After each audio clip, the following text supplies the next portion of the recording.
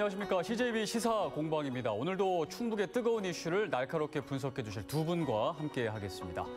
자, 국민의힘 김꽃님 도의원, 민주당 허창원 전 도의원 나오셨습니다. 어서 오십시오. 네, 안녕하세요. 네, 반갑습니다. 안녕하세요. 자, 오늘 CJB 시사공방 그럼 본격적으로 한번 가보겠습니다. 자, 오늘의 주제, 고향세 준비 상황은입니다. 네, 내년 1월부터 전국적으로 고향세 제도가 시행이 됩니다. 고향사랑 기부제라고도 하는데요. 출향 인사가 자신의 거주지를 제외하고 고향이나 또 본인이 원하는 지역에 기부금을 낼 수 있게 한 그런 제도입니다. 지자체들은 이 고향세가 재정 여건이 열악한 지역에 큰 도움을 줄 수 있기 때문에 현재 성공적인 안착을 위해서 분주하게 움직이고 있는데요. 오늘은 이 고향세 제도 내년 시행을 앞두고 준비는 잘 되고 있는지, 또 고향세가 우리 지역에 얼마나 또 기여를 하게 될지, 보완해야 될 부분은 없는지 한번 살펴보도록 하겠습니다. 자, 이 고향세 제도 아직까지 좀 생소한 분들도 계실 것 같고요. 네, 이제 내년 1월부터 시행되니까 또 얼마 안 남았습니다. 한 달여 남았는데 그런데도 좀 친숙한 느낌은 아닌 것 같습니다. 이 고향세 어떤 건지 좀 설명이 좀 필요할 것 같아요. 네, 일단 고향세라고들 우리가 흔히들 이야기하지만 정확한 명칭은 고향사랑 기부제, 고향사랑 기부금법인데요. 이게 사례를 좀 설명하기 전에 일본의 예를 좀 잠깐 먼저 드려야 될 것 같습니다. 네. 일본이 지역 소멸 위기에 있으면서 일본 사람들이 내는 주민세를 고향에 낼 수 있도록 제도를 좀 정비를 했는데요. 그래서 주민세를 지역에 냈을 때 세액 공제를 받음으로써 일본 사람들이 그런 주민세를 자기 고향에 내면서 이게 유래가 된 건데, 네. 그러다 보니까 일본 사람들이 그 주민세를 내면 지역의 특산품을 한 30%를 받아요. 네. 그럼 10만 원을 내면 한 13만 원의 효과가 나는 거죠. 그러다 보면 그 자기 고향이 활성화되는 그 예를 우리가 이제 따온 건데, 우리나라 같은 경우는 주민세가 5천 원에서 10,000원 남짓하다 보니까 너무 작거든요. 네. 그래서 고향세라는 연구를 하다 시작을 했지만 주민세가 너무 작다 보니까 기부금법을 좀 만든 거예요. 네. 그러면 우리가 흔히 이야기하는 정치 후원금 제도가 있지 않습니까? 10만 원을 후원금을 하면 세액공제 10만 원을 받는, 이와 같은 예라고 보시면 되고, 그래서 저희가 10만 원을 고향에다가 기부를 하면 네. 그 10만 원과 그 지역의 예를 들어서 답례품을 3만 원어치를 더 받을 수 있는, 네. 13만 원의 효과가 나기 때문에 그 지역 경제에도 활성화될 수 있고 지역 소멸을 막을 수 있는 그러한 법률이다, 이렇게 보시면 될 것 같습니다. 이게 이제 벌써 갑자기 나온 게 아니고 몇 년 전부터 이 고향세 제도를 만들어야 된다 얘기하다가 제정이 됐고 내년부터 이제 시행이 되는 건데요. 네. 이게 10만 원만 내는 건 아니잖아요. 지금 상한선이 그 이상도 있잖아요. 네, 연간 500만 원까지 가능합니다. 근데 네. 다만 10만 원까지만 세액 공제를 전액 받을 수 있고요. 10만 원 이상이 되면 16.5%만 세액 공제를 받기 때문에 개인이 내는 건 500만 원까지 낼 수 있지만 우리가 세액 공제를 전액 받는 거는 10만 원까지 가능하다, 이렇게 이해를 하시면 될 것 같습니다. 그러니까 예를 들어 충북이 고향인데 지금 서울에 살고 있다. 네. 그러면 충북이나 아니면 뭐 청주에 본인이 기부금, 이게 이제 고향세라고 해서 누구나 의무적으로 내야 되는 세금이 아닙니다. 그죠? 그렇죠. 이제 고향사랑 기부제라고 해서 자발적으로 본인이 선택해서 본인의 고향에다가 아니면 또 원하는 지역에다가 기부금을 내는 그런 건데, 네. 그래서 이제 지역에 도움이 된다, 이제 그렇게 네. 저희가 생각을 하고 있잖아요. 이게 법인은 기부할 수 없고요. 네. 개인이 주소지 외의 지역에 기부를 할 수 있는 제도고, 간단히 말해서 이제 10만 원을 기부하면 13만 원을 돌려받는다. 그래서 3만 원은 답례품이고 10만 원은 세액 공제입니다. 제가 주소지가 제천이기 때문에 저는 제천과 충청북도에는 기부할 수 없고요. 네. 도내 우리 뭐 다른 청주시나 단양군 이런 시군에는 저는 기부를 할 수 있습니다. 그래서 이 제도에 대해서 우리 열악한 재정 확충이라는 부분과 또 지역 그 답례품에 지역 특산품이나 여러 가지 관광 상품을 연계하면 우리 지역 홍보에도 도움이 되고, 네. 이 제도를 저희가 예전부터 시행하려고 하다가 이제 마침내 내년부터 이제 시행이 된 겁니다. 네. 기부를 하면 세액공제와 답례품을 받을 수 있는 제도. 근데 과연 이 고향세 제도가 지역에 도움이 된다고는 하는데 얼마나 큰 도움이 될지도 이제 궁금한데 도움이 많이 될까요? 어느 정도 기여할까요? 지금 우리나라는 이 아직 사례가 아직 안 나왔기 때문에 일본의 예를 다시 한번 들면요. 일본이 이제 시작할 때는 미미했습니다. 이 성과가 미미했는데 2020년도 기준으로 일본에서 이 시장 규모가 7조 원으로 성장을 했습니다. 그러니까 전국 단위의 규모 7조 원까지 성장을 했다는 거는 이것이 홍보가 안 됐기 때문에 그렇지 홍보만 되면 상당히 클 수 있고요. 그리고 앞서도 이제 우리가 더 이야기를 나누겠지만 기초 단체장들이 갖고 있는 의지에 따라서 그 지역을 살릴 수 있는 굉장히 좋은 정책이다라고 봐지고요. 그래서 어쨌든 답례품을 또 어떻게 만들어서 기부하는 분들에게 제공을 할 거냐에 따라서 그 지역 경제 활성화에도 굉장히 크게 도움이 될 것으로 그렇게 판단하고 있습니다. 그 많은 사람들이 이제 기부를 얼마나 할지는 사실 예측하기가 좀 어렵습니다. 지자체별로의 뭐 차별화나 또 답례품에 대한 뭐 특별성 이런 부분에 있어서 많이 좌지우지될 부분인데요. 저희가 이제 충북연구원에서 올해 7월달에 이 그 고향사랑 기부제도 활성화 방안 연구 용역을 했습니다. 그 용역을 했을 경우에 우리 충청북도 포함해서 11개 시군에 지금 내년도 기부금 예상액을 총 한 143억 정도 했고요. 그 중에서 돈은 한 14억. 그다음에 청주시가 인구가 한 86만 명인데 청주시에 한 70억 이상이 기부금이 들어올 거고 우리 제천 같은 경우는 한 14억. 그리고 제일 적은 데가 단양이 2억 5천만 원 정도 예측을 했는데 저는 실제 이 수치는 완전히 틀릴 거라고 생각을 합니다.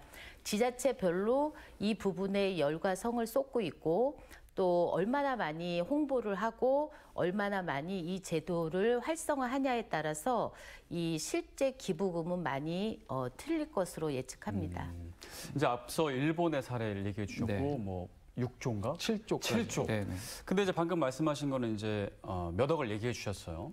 이것이 지금 일선 시군에 또 충청북도에 이 기부금 제도가 크게 도움이 되는 수준인가요? 아니면 현재 어렵긴 어렵지만 어느 정도 도움이 되는 거예요? 이제 내년 1월부터 이제 시작이 되니까요. 얼마나 도움이 될 것이다라는 이야기를 저희 여기서 이야기하기는 좀 어렵지만 전문가들이 이 시장이 어떻게 커질 건가를 이렇게 예상하는 따라서 다른데 어떤 분은 6천억 정도, 어떤 분은 3조까지 커질 것이다라는 이야기를 해요. 전체가 만약에 예를 들어서 1조의 기부금이 모인다라고 했을 때 우리가 기초단체를 만약에 200군데로 보면 한 군데당 50억 정도의 기부금이 들어오는 거거든요. 물론 한 지자체당. 한 지자체당, 기초단체당. 그러면 어떤 데는 더 이상이 들어올 수도 있고 더 이하로 들어올 수도 있겠죠. 그렇다면 그 비용에 대해서 기초단체가 그 지역 활성화를 위해서 쓸 수 있는 제도라고 하면 그 여러 가지 뭐 쓸 수 있는 용도는 있겠지만 그 용도 선에서 단체장이 직접 쓸 수 있는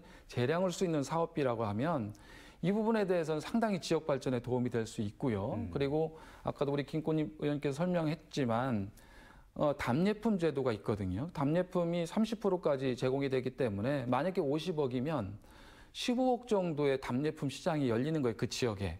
그 지역의 특산물이 됐든 관광 상품이 됐든 그런 부분들이 30%의 시장이 열리는 거면 만약에 예를 들어서 보은이라든가 괴산이라든가 이 정도에서 그 지역 경기의 답례품으로 15억 정도의 물품이 순환이 된다고 봤을 때 굉장히 도움이 될 것이다. 그리고 단체장들이 어떻게 활용하냐에 따라서 지역사랑 상품권 그리고 관광에 쓰이는 그런 입장권 같은 경우도 제공할 수 있거든요. 그러면 관광 산업까지도 시너지 효과를 낼 수 있는 그러니까 단체장의 의지에 따라서 어떤 규모의 시장으로 성장하는 거는 틀리겠지만 굉장히 이 부분에 대해서 잘 활용을 한다면 지역 발전에 큰 도움이 될 것이다. 도 의원님께서는 지금 제천 이 지역구시잖아요. 제천에는 만약에 이게 도입이 된다면 어느 정도 도움이 될 거라고 보세요? 저희 지금 연구원에서 뭐 예측하는 거는 한 11억에서 한 13억 정도인데 한 해에?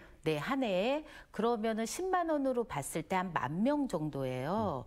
근데 저는 이렇게 뭐 주소지 외의 분들이 한 10,000명 정도가 우리 제천에 기부를 한다면 방문을 했거나 앞으로 방문할 거나 아니면은 관심이 많는 지역 인 거거든요. 그럼 그분들의 우리 지금 허창호 의원님께서 말씀하신 것처럼 다른 연계 효과가 있는 거죠.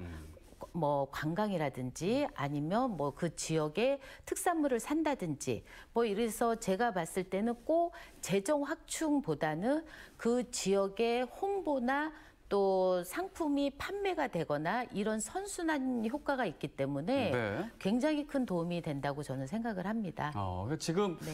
뭐 세액공제와 더불어서 지금 답례품 얘기를 계속해 네. 주셨는데 지금 답례품은 또 지자체에서 어떤 것을 할지 자치단체장의 또 권한이잖아요. 그렇습니다. 어떤 걸 선택할 수 뭐 있을지 지금 뭐 예를 들면 지역의 농수산물이나 특산품을 주는 쪽으로 많이 얘기가 나오는데 답례품은 어떤 식으로 하는 것이 가장 좋을까요? 지금 그래서 우리 충청북도가 이제 조례가 이번에 회계에 올라왔죠. 네. 조례를 보면 답례품 선정위원회를 이렇게 두게 돼 있습니다. 그래서 답례품 선정위원회에서 과연 어떤 답례품이 좋은지 그런 부분에 대해서 선정위원회를 통해서 이제 정하게 돼 있는데요.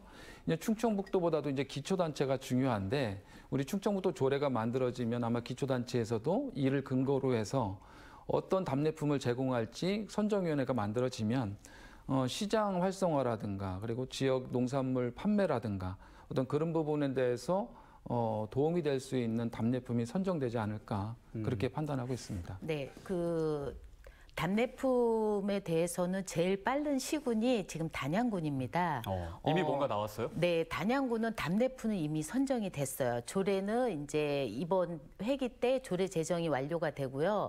답례품으로 산양삼, 송이, 마늘 이렇게 얘기만 들어도 관심이 가는 그 지역의 특산품을 이용해서 지금 한 20가지 넘는 답례품을 선정을 했고 추후에 관광 상품하고 연결되는 답례품을 만들어내는데 그 중에 관광 상품이랑 연결되는 게 뭐 패러글라이딩 체험권 또 수상 스포츠 이용권 이런 것들로 인해서 관광 상품을 답례품으로 드리며 그분이 그 답례품을 쓰기 위해서라도 단양을 방문하는 거거든요.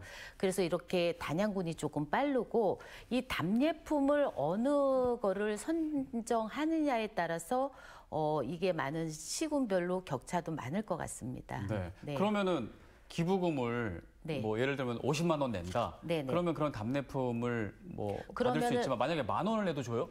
당연하죠.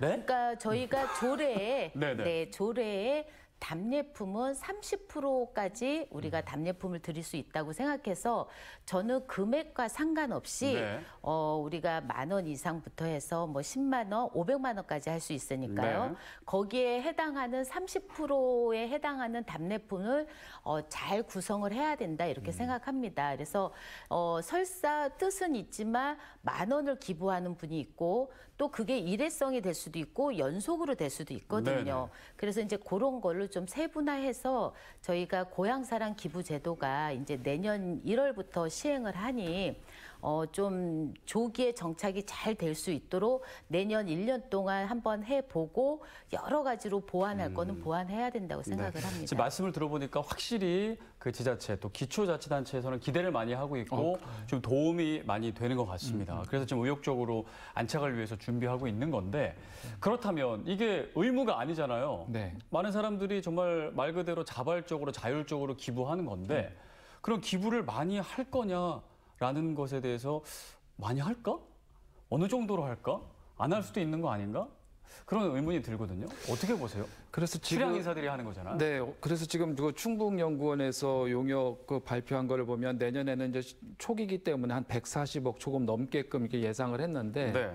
이게 사실은 기부금이라고는 하지만 사람들한테 권유를 할 수는 없어요. 직접 권유를. 그러니까 전화를 한다든가 메일을 보낸다든가 어떤 모여 있는 곳에 가서 설명을 한다든가 이런 부분들은 좀 어려워요. 법적으로 제한돼 있는 네, 게 있죠? 제한돼 있죠. 그렇게 홍보는 할 수 없고 이 방송이라든가 언론 매체라든가 이런 부분을 통해서 좀 홍보를 하게끔 돼 있는데 결국은 저는 이제 단체장이 이 기부금을 받아서 어떻게 쓰고 우리 지역이 어떻게 좋아지고 있고 우리 지역 경제가 어떻게 개선이 되고 있습니다라는 부분을 어떻게 기부금을 하는 분들에게 설명을 할 것이냐가 중요하다고 보는 거예요.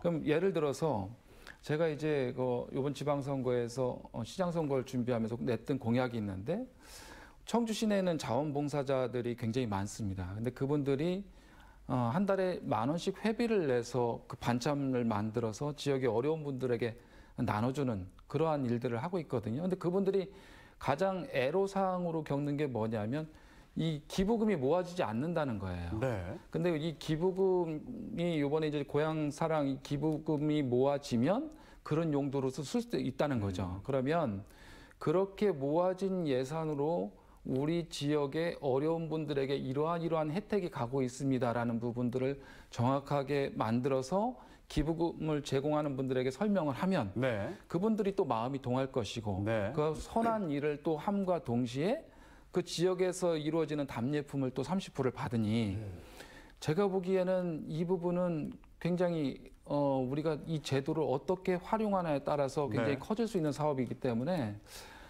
이게 얼마나 커질 것이냐라는 것은 지금 뭐 전문가들이 아까 이야기했듯이 금액이 뭐 6천억, 3조까지 예상하는 전문가들이 있지만 저는 상당히 가면 갈수록 커질 것이다. 네. 네, 커질 것이다. 이 기부를 많이 할 수 있도록 저희가 준비도 많이 해야 되는데 지금 일단 충청북도에서는 홍보나 준비가 좀 미비합니다. 그래요? 네. 우리가 지금 이 제도에 대해서 내년부터 뭘 한다라는 건 알고 있지만 정확하게 알고 계신 분들이 도민의 한 80% 이상은 모르고 계시다라고 저는 생각을 하거든요. 그럼 오늘 저희 방송을 보신 분 중에 네, 그래서 좀 많이 홍보가 좀 됐으면 좋겠고요. 저는 제천 시민이에요. 네. 고향도 제천이에요.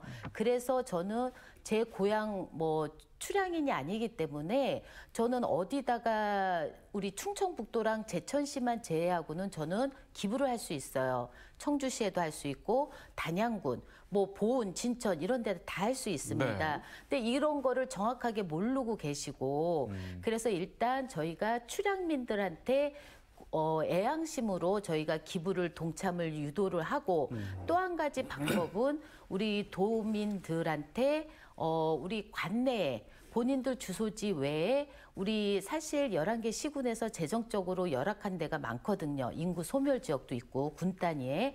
그런 데다가 또 기부를 할 수도 있거든요. 네. 그래서 그런 것들을 좀 유도하고 이래서 홍보와 좀 준비를 좀 많이 해야 된다고 저는 생각을 합니다. 그러니까 꼭 수도권에 있는 사람이 충북에만 기부를 하는 게 아니라 당연하죠. 보은에 사는 사람이 청주에도 기부할 수 있고 그렇죠. 다른 거주지 외에만 다 기부할 수 있는 거잖아요. 충청북도만 못하고요. 그렇죠. 네. 그런 마음이 있는 사람들이 제도를 몰라서 기부를 못하는 상황이 발생하면 안 되는데 홍보가 부족하다고 하셨어요. 근데 지자체에서는 이거를 너무 기대하고 있고 지금 엄청나게 도움이 된다고 생각하고 있는데 왜 홍보가 안 되는 거예요? 그러니까 이제 제가 아까 우리 그 용역 결과에 네. 예측할 때 도에서는 약 한 14억 정도를 예측을 하고 있는데 도의 그 뭐 예측에서 기부금이 너무 약하기 때문에 관심이 없는 거일 수도 있지만 제가 봤을 때는 이 제도가 우리 도 11개 시군에 많이 도움이 되고 또 도가 적극적으로 나서야 된다는 거를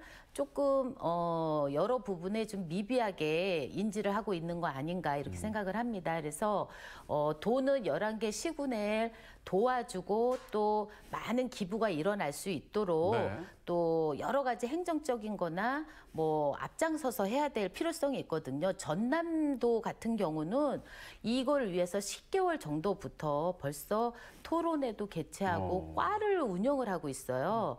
근데 우리 도에서는 이거 관련된 TF팀도 없고 이제 조례가 만들어져서 내년에 한 3명 정도로 팀 운영을 한다고 합니다. 네. 그래서 이런 부분은 우리가 도에서 좀 관심 부족이다 이렇게 생각을 합니다. 어떻게 보세요?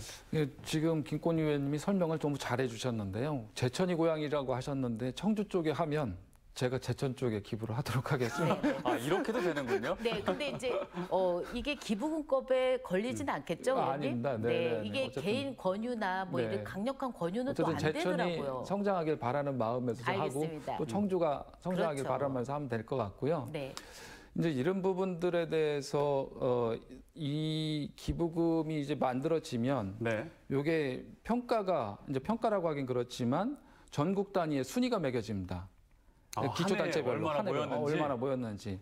사실은 지금 이 제도가 얼마나 단체장들에게 활용 가치가 높다라는 거를 그분들이 인지를 못해서 그렇지. 이 제도가 이제 활용 가치가 높고 전국 단위의 이제 순위를 뭐 1등서부터 200 몇 개까지의 기초단체를 순위를 매기겠죠. 뭐 순위라고 하긴 그렇지만 기부금이 얼마가 들어왔다라는 부분들. 그러면 단체장들에게는 이게 성적표가 될 텐데 지금 사실은 우리 단체장들이 이 부분에 대해서 등한시하면 안 되고 성적표 나오면 깜짝 놀라죠. 깜짝 놀라죠. 그러면 자연스럽게 홍보가 될 것이고 결국은 이 부분이 지역 발전에 또 인구 소멸되는 지방에 도움이 된다라는 부분들을 시민들이나 도민들이 인식하게 된다면 네. 단체장들이 이제 하지 말라고 그래도 열심히 할 겁니다. 그럼 지자체별로 좀 경쟁도 좀 막 심해지겠네요. 저는 심해진다고 보고 있습니다. 왜냐하면 순위가 매겨지기 때문에 네네. 안 심해질 수가 없겠죠. 결국은. 어쨌든 그런 단점들을 보완하면서 지자체에 도움이 되니까 잘 정착할 수 있도록 노력해야 되는데 지금 시행 전 준비하고 있는 상황입니다.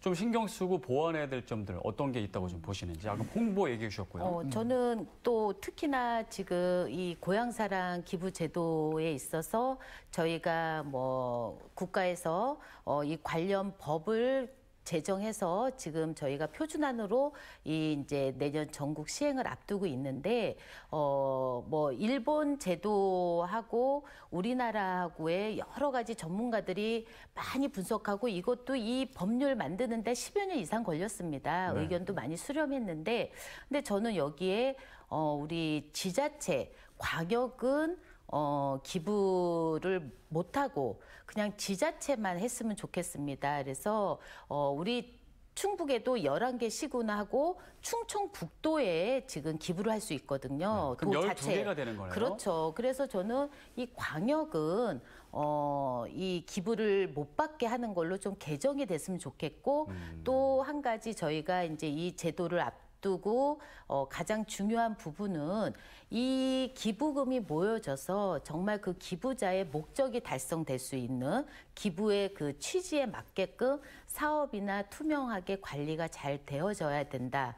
저는 그렇게 생각을 합니다. 네, 김건희 의원님이 설명을 잘 해주셨는데요. 저도 광역이 그런 기부금을 받는 거에 대해서는 약간 뭐 좀 어딘가 좀 깨름직한 데가 있어요. 기초단체끼리 해서 기초단체에서 받아서 지역 활성화에 써야 되는데 네. 광역에서 받게 되면 이 광역에서 받은 것을 기초에 어떻게 나눠줄 것이며 그런 부분들이 좀 그래서 사실은 이 부분에 대해서 앞서서 지적해 주셨듯이 아마 정부 법률 개정안에도 올라가 있을 겁니다. 근데 아마 광역 단위의 돈은 그런 부분에 대해서 기부금을 안 받는 부분을 수용할 수는 있을지 몰라도 우리 또 대전시라든가 광주시라든가 세종시는 그 자기들이 그 시 단위가 하나의 그냥 광역이지만 기초처럼 여겨지거든요. 그러다 보니까 그런 곳은 받아야 되겠다고 그래서 사실은 광역 단위가 좀 빠졌어야 되는데 광역 단위가 들어가 있는 상황인데 어쨌든 개정안이 이거 이외에도 여러 가지 시행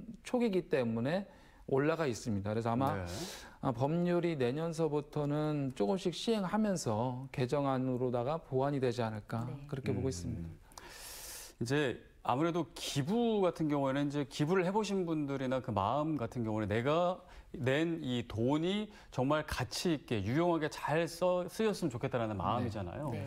그런 마음들을 잘 읽어서 그런 기부금들이 정말 가치 있게 쓰인다는 걸 잘 홍보하고 정말 그렇게 표현을 잘 하면 좋을 것 같은데 마지막으로 조금 어떻게 하면 좀 그 기부하시는 분들이 많이 동참할 수 있을지에 대한 얘기 좀 뭐 그런 얘기를 해주시면 좋을 것 같아요. 제가 먼저 할까요? 네네. 네. 일단은 아까도 저희가 이제 언급이 됐던 내용이긴 하지만 단체장들이 이 기부하는 사람들의 마음을 잘 읽어야 될 거예요. 네.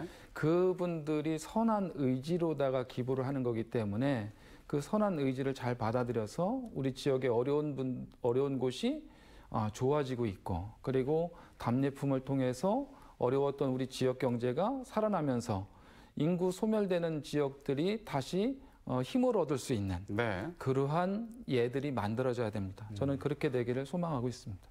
그런 어떤 선순환이 됐으면 그렇습니다. 좋겠다는 생각이 들고요. 네, 이 고향사랑 기부제도가 조기에 정착이 되고 활성화가 되기 위해서는 이제 시행 전이기 때문에 뭐 여러 가지 부작용도 있을 수 있고 해서 이제 보완할 것도 많을 거라고 저는 생각을 합니다. 근데 우리 뭐 가장 중요한 거는 기부하신 분들의 그 뜻이 네. 그 달성되는 목적이 이루어져야 된다고 생각합니다. 그래서 돈이 많고 적음을 떠나서 그 기부한 그 금액으로 과연 어떤 사업을 해서 어떤 성과를 내느냐.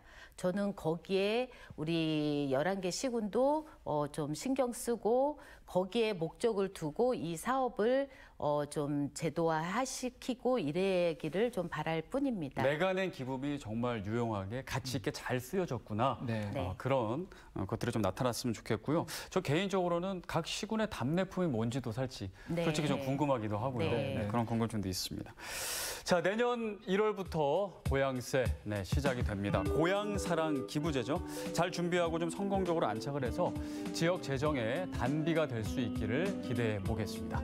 자, 오늘 함께해 주신 두 분 감사드리고요. CJB 시사공방도 여기서 마치겠습니다. 함께해 주신 여러분 고맙습니다.